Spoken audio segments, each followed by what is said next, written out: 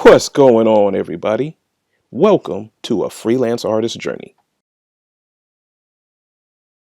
In the show today, I wanted to talk about something a little bit different. As you can see, this is not the usual format for my videos. I decided to show you a test clip. My wife and my son, they bought me a action cam for Father's Day. And so this is me testing it out on a little project that I'm starting to do more traditional work as well as digital. I try to stay up to date on both digital and traditional media. I find that it helps me stay sharp in the other areas. So, if I do more traditional stuff, it helps sharpen my digital stuff. The more digital I do, I can take that over into traditional as well. So, I try to do a little bit of both. And so this is me testing out the camera as well as a new lighting setup and some pastel media that I got. It is what's it called? Prismacolor. New new charcoals, or not charcoals, but pastels. So yeah, so this is what you're seeing. And yeah, by the way, this video is going to be, as I said before, different. It's raw. You could probably hear the fan going because it's hot here in California. I'm just outside of the Bay Area in California, and it is supposed to reach like 102, 103 today. So, I'm in my garage in like kind of a makeshift studio slash office space. And there's no AC in here, so it's hot. So I got the fan going, so I apologize for that and any other noises you may hear. And yeah, it's raw. But anyway, this video is it's about being raw, being real, and kind of where the rubber meets the road. That's why I thought I'd entitle it The Post-apocalyptic Artist. I wanted to kind of be dramatic. We're in this new pandemic era. Things are changing. And, we're kind of having to reevaluate our lives, what we're doing, how we're doing things. I start to think about a lot of my goals, a lot of things that we may have been taking for granted, and it raises a lot of questions. I'm like, what if we had to go back to traditional art? What if there was no more digital? What if there was no internet or limited internet? Could you go back to painting and drawing in pastels, charcoals, acrylic? You might see me from time to time pull out a canvas and start doing more acrylic paintings. These are things that I'm thinking about, and I kind of want to bring it to you and see, what your thoughts are on the subject. I'm thinking about my goals. I'm reevaluating my goals and thinking about what the future may hold now that it's a little bit more uncertain than it was in the past. I planned on branching out in 2020 and doing more Comic-Cons.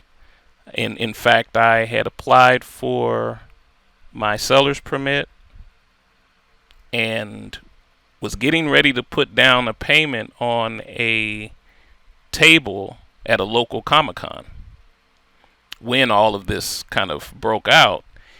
And so, those plans have obviously changed.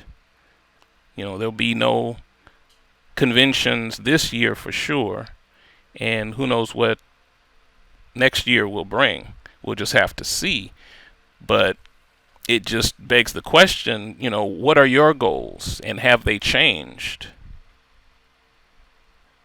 My ultimate goals, my dream was to develop 3 to 5 streams of income with my art. One of which obviously would be freelance commission style work, and the other was going to be doing more cons, art shows, that type of thing. I have family in Alabama, so the goal was to spend school years here in California because we homeschool my son, and then during the summers,